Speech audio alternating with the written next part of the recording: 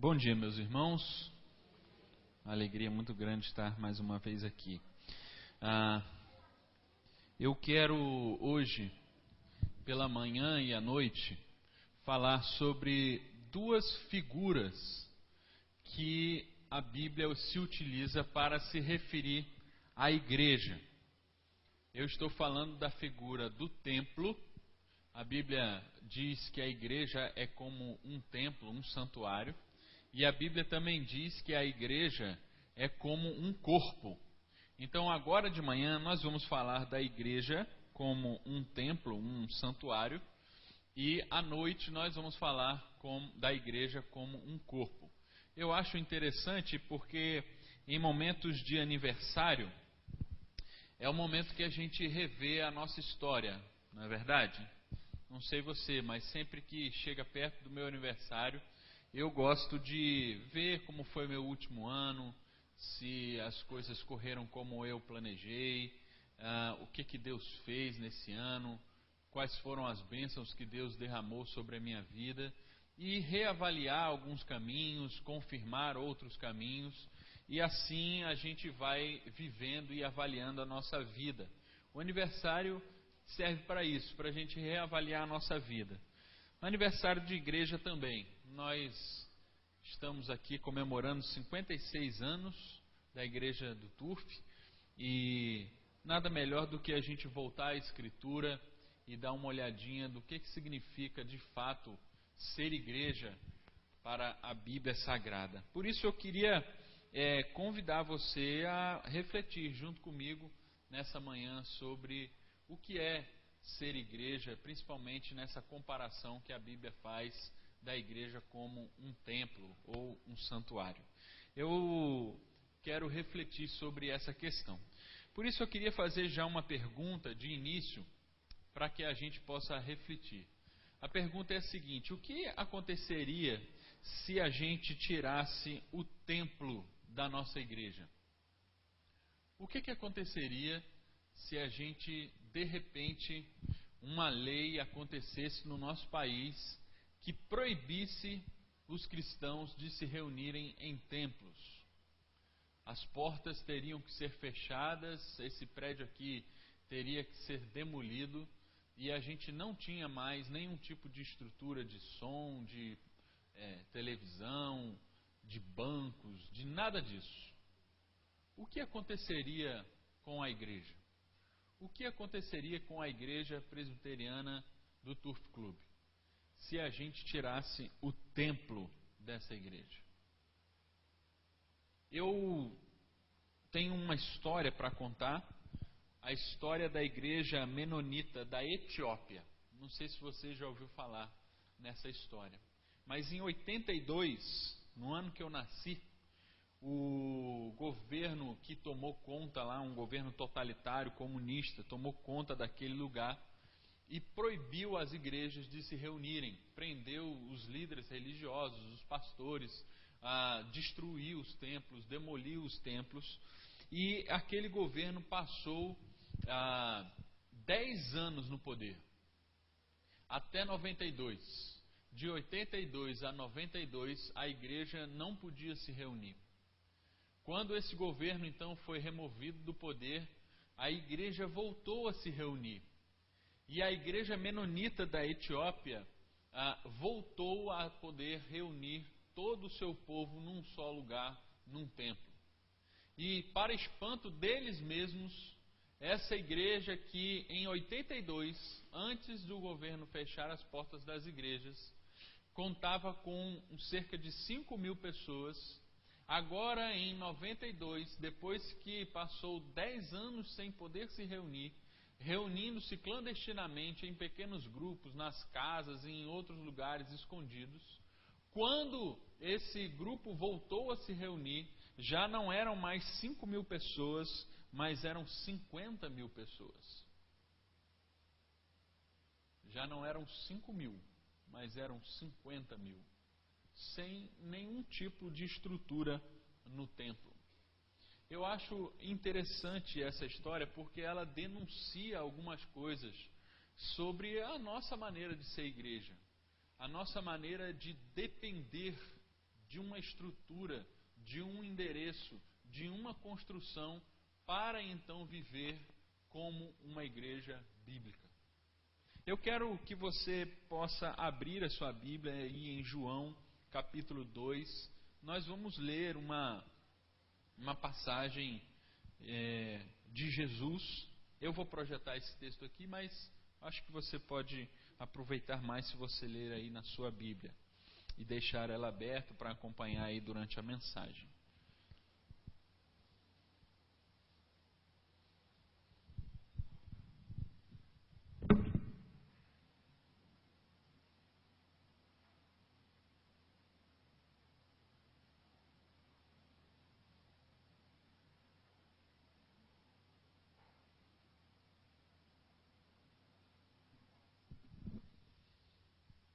O texto de João 2, 13 a 22 diz assim, NVI, eu estou lendo na NVI, deve ser um pouco diferente da sua Bíblia.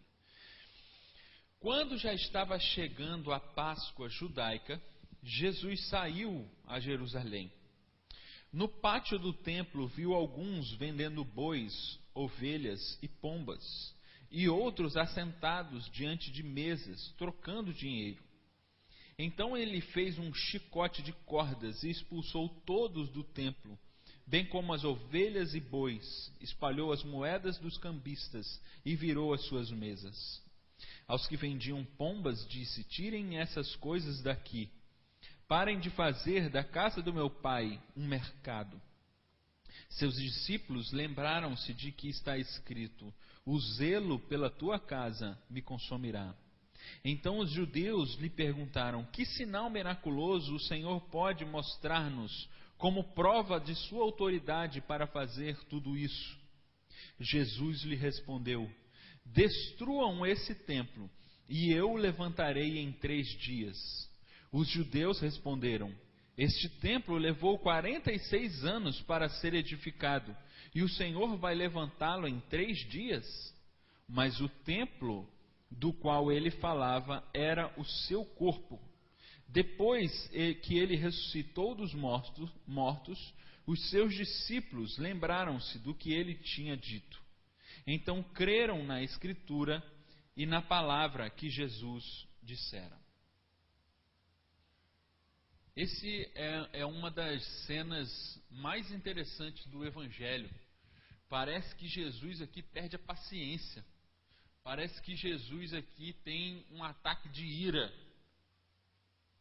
Não consigo ver dessa forma porque Jesus não tem uma atitude impensada.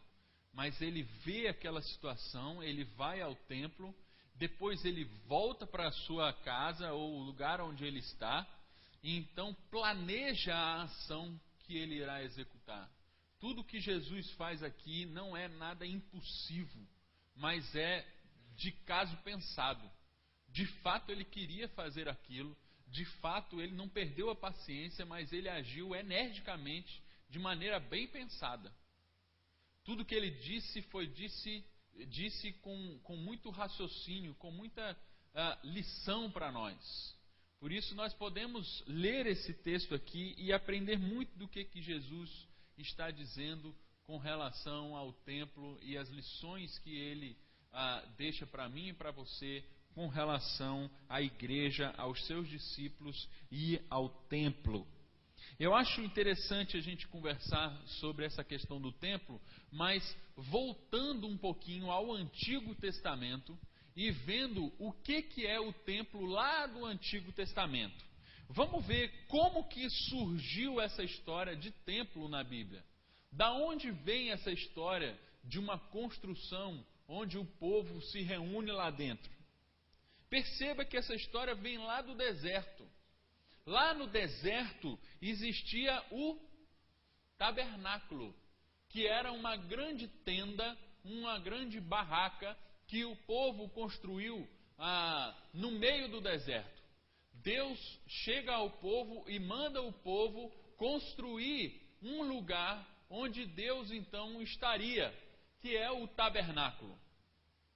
Depois que esse povo passa então 40 anos no deserto peregrinando, com o tabernáculo, com uma barraca, esse povo então se instala de maneira definitiva numa terra prometida, em Israel.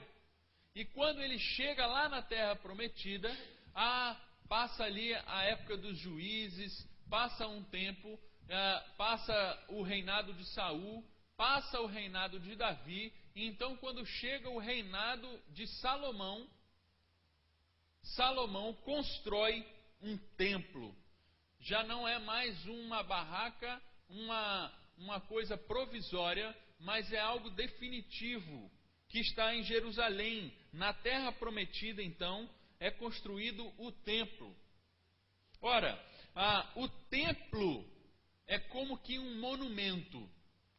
O tabernáculo é como que um movimento. Um monumento é aquilo que está fixo, parado, num lugar, e é representativo. As pessoas precisam ir até lá para se encontrar com Deus. O movimento é algo que acompanha o povo de Deus, é dinâmico, não tem um lugar fixo, mas para onde o povo vai, ali vai o movimento, o tabernáculo. Quero fazer uma comparação entre tabernáculo e templo. Veja só, o tabernáculo é uma estrutura móvel. O templo é uma estrutura estática. O tabernáculo acompanha o dinamismo do povo de Deus. Aonde o povo de Deus vai, o tabernáculo se move naquela direção. O povo junta, desmonta aquela barraca enorme, coloca nas costas, carrega para o próximo acampamento, chegando lá, desmonta tudo, constrói o tabernáculo até a próxima peregrinação. E assim o tabernáculo ia andando de lugar em lugar. O templo, por sua vez, é algo estático. Tem um endereço físico, não se move, é uma construção estática.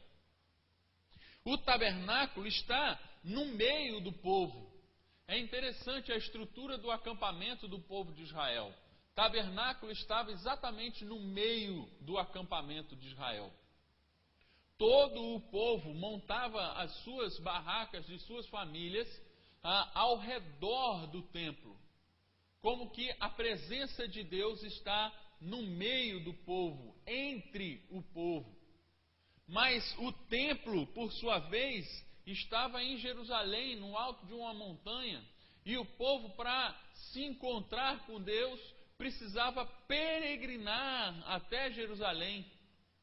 Precisava sair da sua terra para então fazer uma longa viagem a pé e chegar até Jerusalém para então se encontrar com Deus. Outra comparação que a gente pode fazer é que no tabernáculo Deus desce para se encontrar com o seu povo. Deus desce e se coloca ali no meio do povo, naquela construção que estava ali no meio do deserto. Por sua vez, o templo ficava no alto do monte Sião, em Jerusalém. O povo precisava subir para se encontrar com Deus. É um esforço do povo de subir uma montanha para então se encontrar com Deus. Enquanto no tabernáculo Deus desce para falar com o homem, no templo o homem sobe para se encontrar com Deus. Uma outra comparação que a gente pode fazer entre templo e tabernáculo é essa aqui, que eu acho talvez a mais importante delas. O tabernáculo é uma iniciativa divina. É Deus quem manda construir o tabernáculo. É Deus quem dá toda a arquitetura, toda a engenharia do tabernáculo. É Deus quem diz qual é o material que vai ser usado na construção do tabernáculo. É Deus quem provê esse material para a construção do tabernáculo. Tudo é feito por Deus. Toda a iniciativa é de Deus. Ninguém pede para Deus fazer o tabernáculo, mas é Deus quem pede para o homem construir um lugar. Por sua vez, o templo é uma iniciativa humana.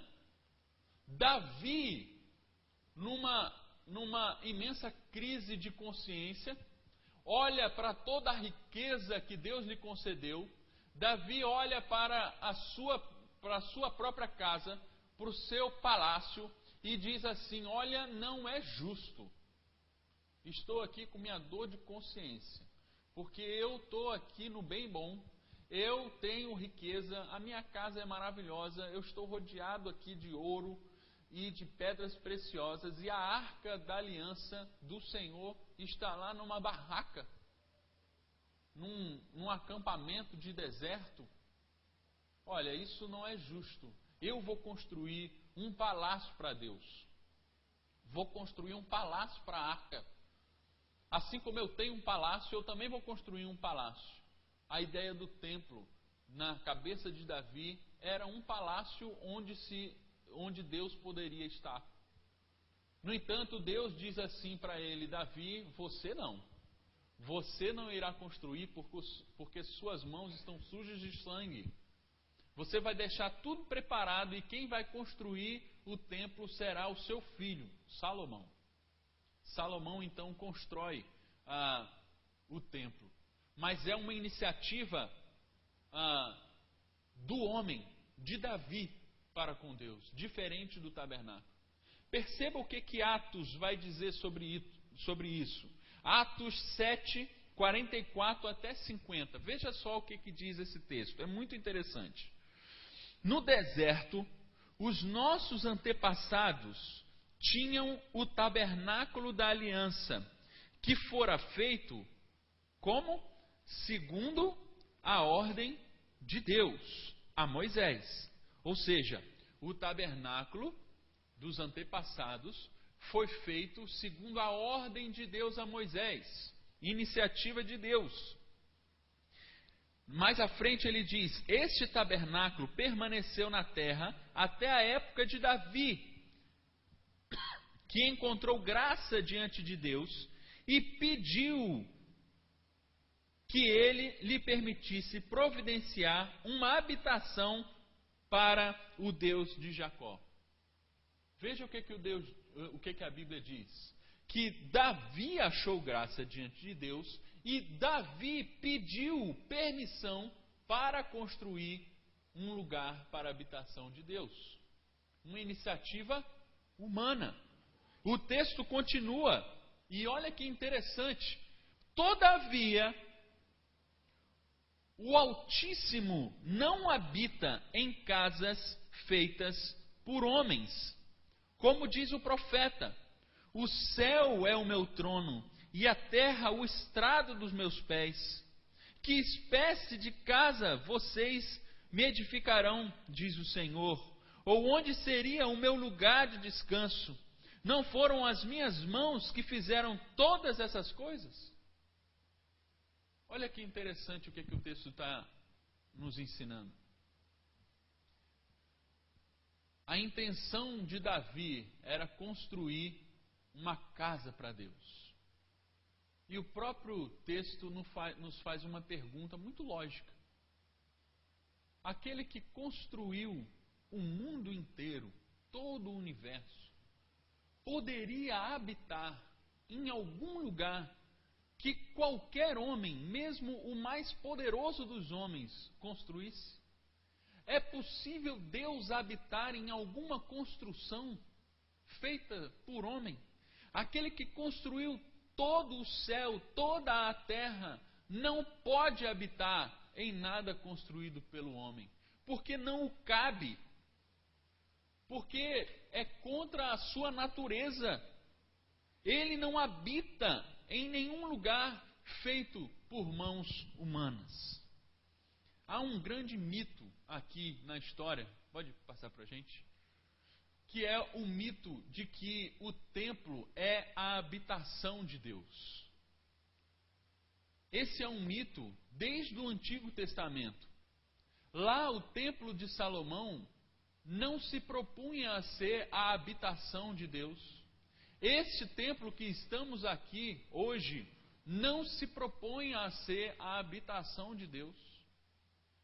Quando Salomão acaba de construir o seu templo, depois de toda a obra que o templo sofreu, toda a construção que ele sofreu, depois que ele acabou, ele reuniu então todo o povo para fazer a festa de inauguração do templo.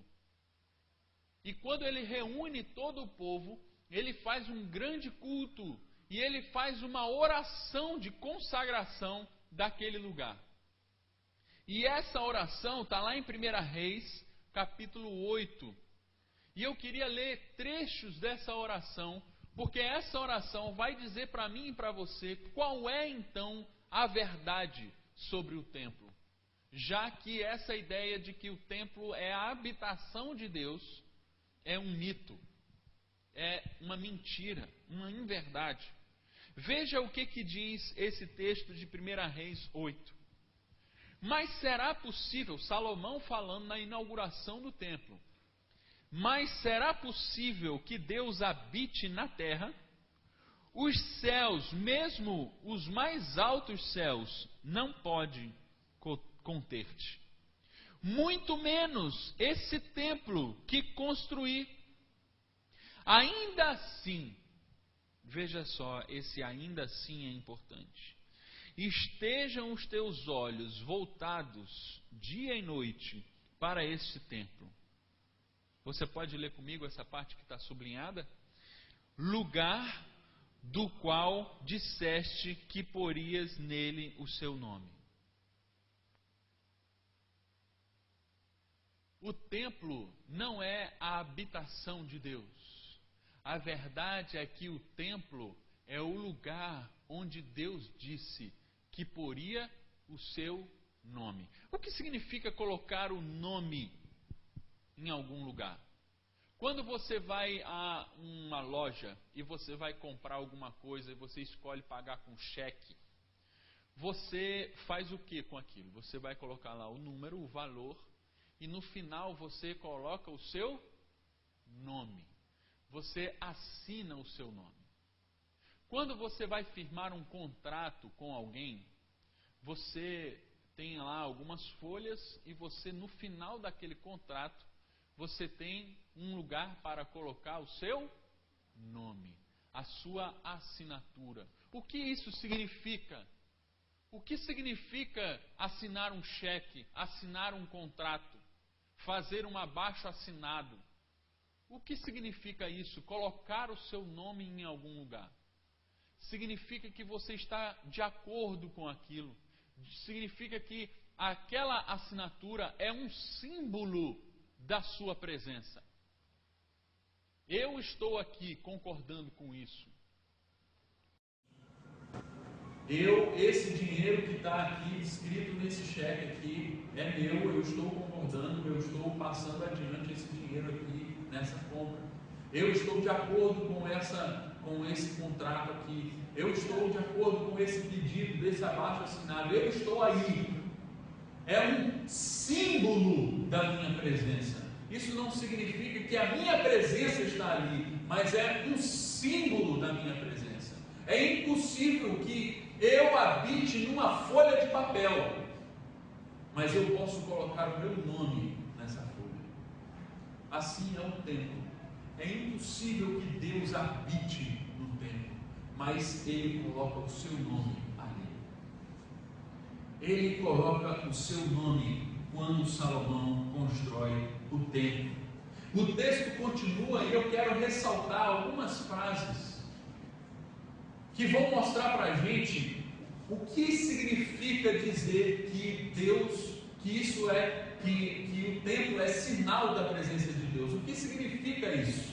Veja só o que diz alguns versos desse capítulo 8 de 1 Reis. Quando um homem, Salomão ainda orando na inauguração do templo, quando um homem pecar e vier jurar nesse templo, ouve dos céus e julga os teus servos. Quando o homem vier ao templo, ouve dos céus, que é lá onde Deus está, e julga. O homem vem ao templo mas Deus está nos céus. Fazendo o quê? Julgando os homens. Julgar é sinônimo de justiça. Dizer que o templo é sinal da presença de Deus é dizer que o templo é lugar de justiça, lugar onde Deus julga os homens com justiça. Depois o texto vai dizer assim: quando Israel for derrotado por um inimigo, por ter pecado contra ti e suplicado a ti neste tempo, ouve novamente dos céus e perdoa o pecado de Israel. O que o texto está dizendo é que sinal da presença de Deus é o perdão. O templo é o lugar onde nós encontramos perdão, onde Deus perdoa o seu povo. Isso é o templo. Depois ele vai dizer assim: quando o estrangeiro, mesmo aquele que não é de Israel, o estrangeiro vier e orar, voltar para este templo, ouve dos céus, lugar de tua habitação, e estende e atende o pedido do estrangeiro.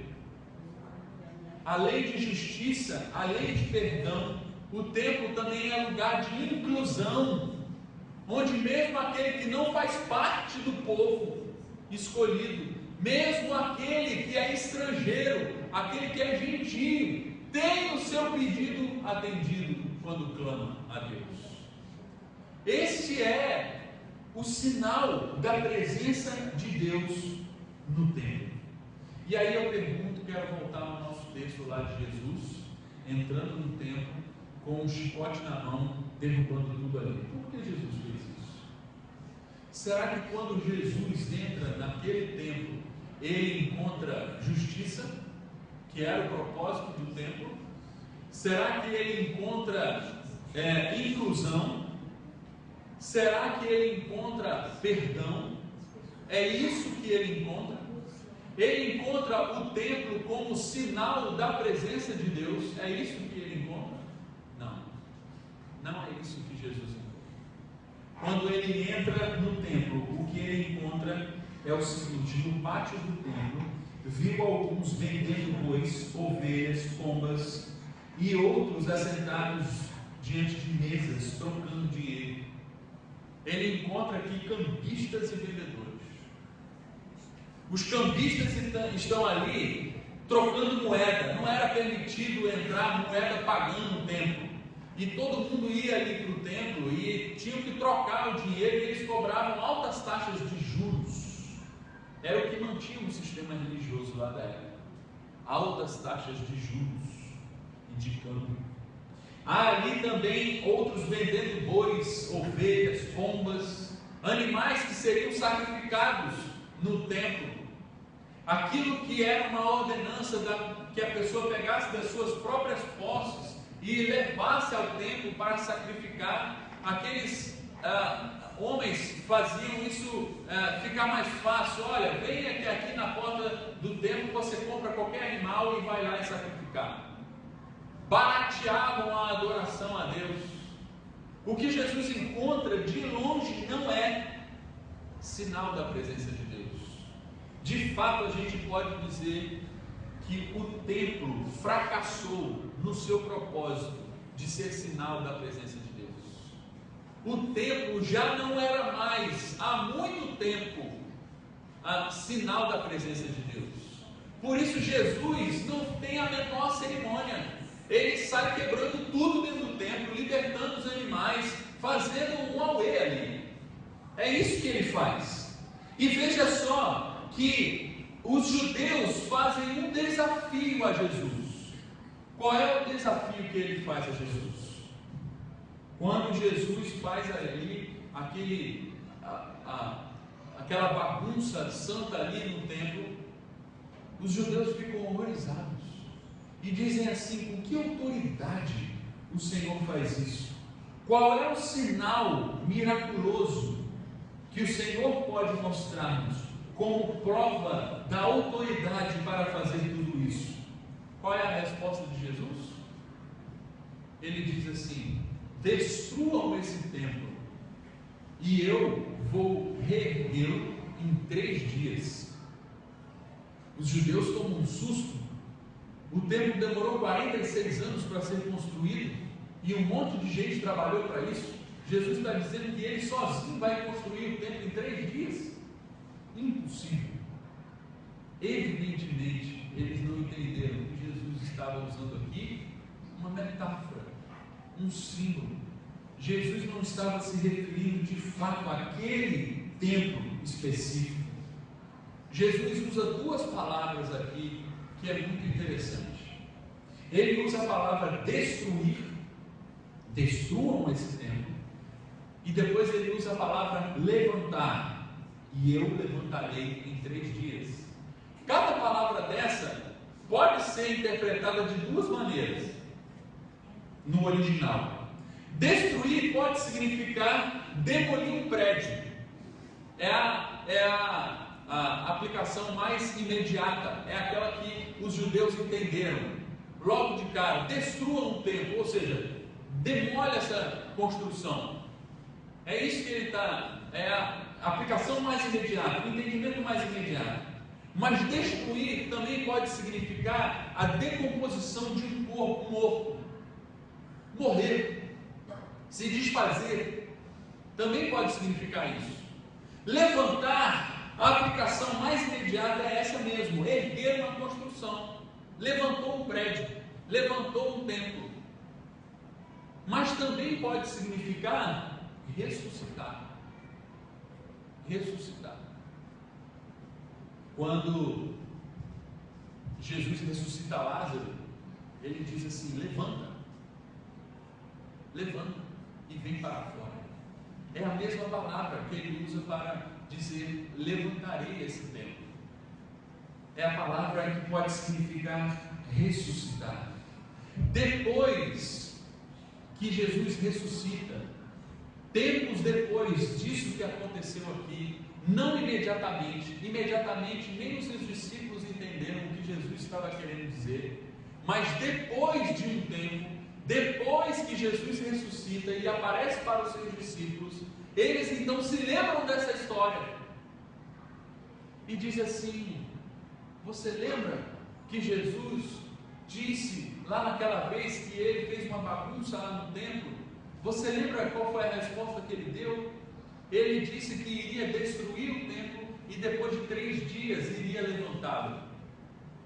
Ele estava se referindo não ao templo físico, mas ele estava se referindo ao quê? Ao seu próprio corpo. Era isso que Jesus estava querendo dizer. Agora não é mais um templo físico, uma construção de pedra que é sinal da presença de Deus, mas agora o próprio Deus habitou entre nós. Não é mais uma assinatura de Deus no papel, mas é o próprio Deus que se encarnou no papel. Jesus não é símbolo da presença de Deus, mas é o próprio Deus que habita entre nós. Por isso não é necessário mais nenhum templo, pode ser destruído, como de fato os judeus fizeram, destruíram esse segundo templo, assim como eles acabaram com o significado do primeiro templo, comercializando o significado espiritual do templo, desfazendo o sinal da presença de Deus nesse templo. O segundo templo, que é o corpo de Jesus, também foi destruído pelos judeus, mataram. Mas depois de 3 dias, esse templo foi reerguido. Ele ressuscitou. E agora não é mais um templo que é sinal, uma construção que é sinal da presença de Deus. Mas o nosso templo agora é uma pessoa, não é mais um lugar. Não é mais um sinal da presença de Deus, mas é o próprio Deus. Veja o que Jesus diz acerca de si mesmo em Mateus 12:6. Ele diz assim: aqui está quem é maior do que o templo. Jesus é maior do que o templo, porque ele não é sinal, ele é a própria presença. O templo não é mais uma construção. O templo que nós vivemos, que nós encontramos com Deus, é como o tabernáculo, habita no meio do povo. É como o tabernáculo, se move aonde o povo for. É como o tabernáculo, é Deus descendo a nós. Não é como uma construção fixa no alto de um monte. É Deus habitando de fato entre nós. Apocalipse 21, 22 diz assim, sobre o novo céu e a nova terra.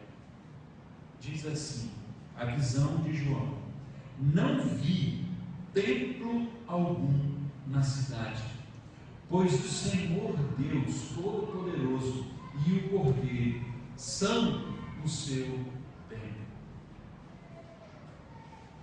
Você que gosta muito de vir à igreja, deixa eu te dizer uma coisa. Aproveite enquanto você está aqui, porque no céu não vai ter igreja, não vai ter templo.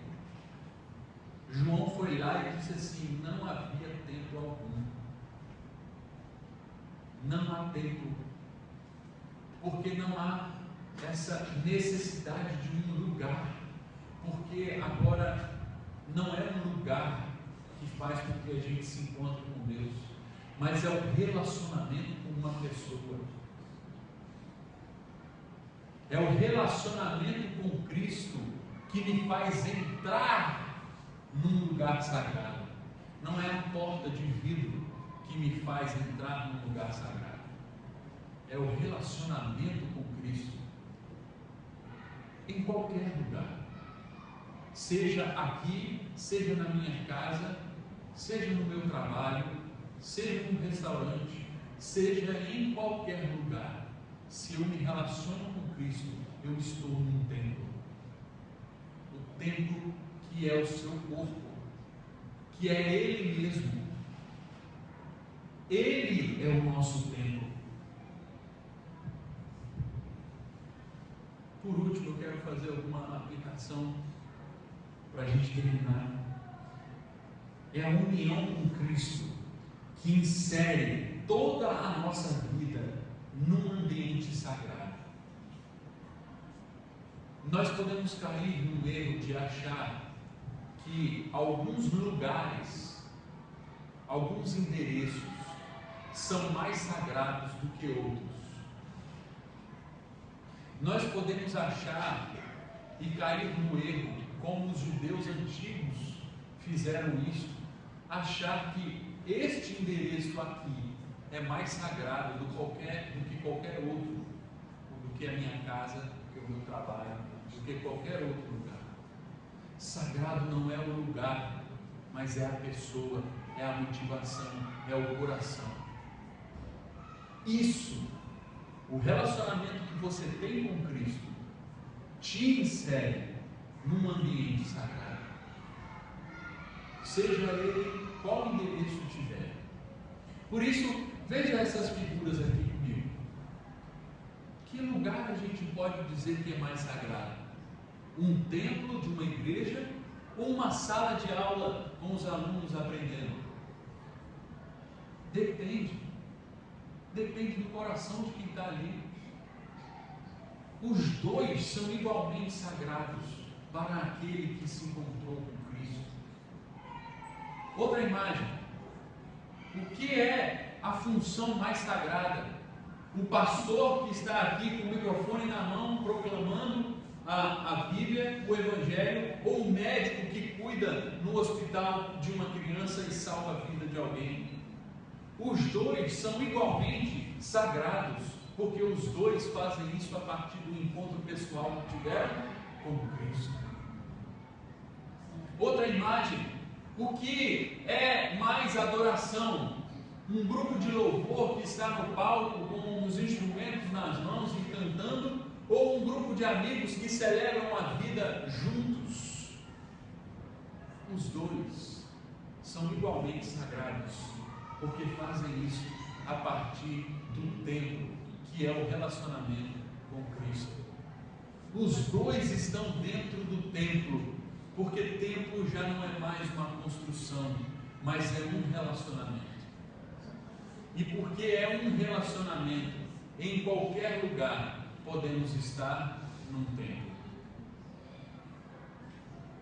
Por isso, meus irmãos, o que eu quero deixar como meditação nessa manhã é que a gente seja a igreja, de fato, como templo. Que a gente seja igreja presbiteriana do Turf Clube, não somente aqui, não somente dependendo de um lugar para nos reunirmos, mas que Jesus Cristo possa nos fazer igreja em qualquer lugar que a gente tiver, e assim salgar a nossa terra, salgar, iluminar essa cidade, nos relacionando com outros que não estão aqui, e mesmo assim não saindo do templo, porque o nosso templo é Jesus Cristo. Essa é a nossa esperança nessa manhã. Que Deus abençoe cada um de vocês. Amém.